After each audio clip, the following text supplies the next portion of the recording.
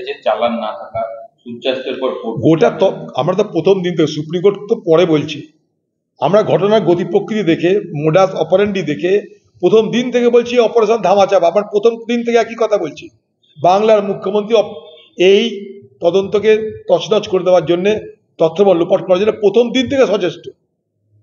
না হলে সন্দীপ ঘোষকে যে প্রমোশন দেয় বলুন তো, কত দুঃখ সন্দীপ ঘোষের জন্য, তাকে প্রমোশন দিচ্ছে।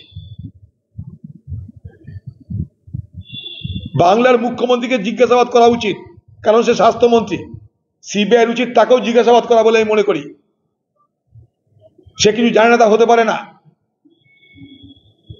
শিক্ষা দপ্তরের দুর্নীতি দিয়ে শিক্ষামন্ত্রী, রেশন দপ্তরের দুর্নীতি নিয়ে রেশন মন্ত্রী, তাহলে স্বাস্থ্য দপ্তরের দুর্নীতি নিয়ে স্বাস্থ্যমন্ত্রী নয় কেন?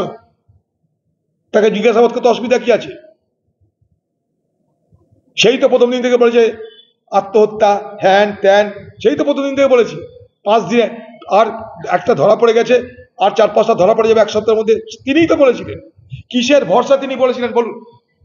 মনে করে দেখুন, তিনি বলেছিলেন একটা ধরা পড়ে গেছে 24 ঘন্টার মধ্যে, বাকিগুলোকে 7 দিনের মধ্যে ধরে ফেলবো, রবিবারের মধ্যে সব কমপ্লিট করে দিব। তা তাকে কেন সিবিআই জেকে জিজ্ঞেস করছে না যে কিসের ভিত্তিতে আপনি বলেছিলেন যে বাকি 4-5 জন অপরাধী যে তাদেরকে ধরবেন? কিসের ভিত্তিতে? সিবিআইয়ের উচিত স্বাস্থ্যমন্ত্রী বাংলার নেত্রী মমতা ব্যানার্জিকে সিবিআই দপ্তরে ডেকে জিজ্ঞাসাবাদ করা, যদি প্রকৃত তদন্ত তারা চায়। কারণ তিনি কথা দিয়েছিলেন বাকিগুলোকে ধরে দেব। তাকে জিজ্ঞাসাবাদ করা উচিত, বিনীত গোয়েলকে জিজ্ঞাসাবাদ করা উচিত। বিনীত গোয়েলও বলেছিল টিভিতে, মমতা ব্যানার্জিও বলেছিল টিভিতে, মনে করে দেখুন। তারপরে এটাও বলেছিল যদি আমরা না পারি তখন সিবিআই আসবে। তাহলে তারা কতটা গেছে, কতটা পারেনি, কেন কথা দিয়েছিল, কিসের ভরসায় কথা দিয়েছিল, তার জন্য তাদেরকে জিজ্ঞাসাবাদ করা দরকার। জিজ্ঞাসাবাদের জন্য একটা ফিট কেস এটা আমি মনে করি।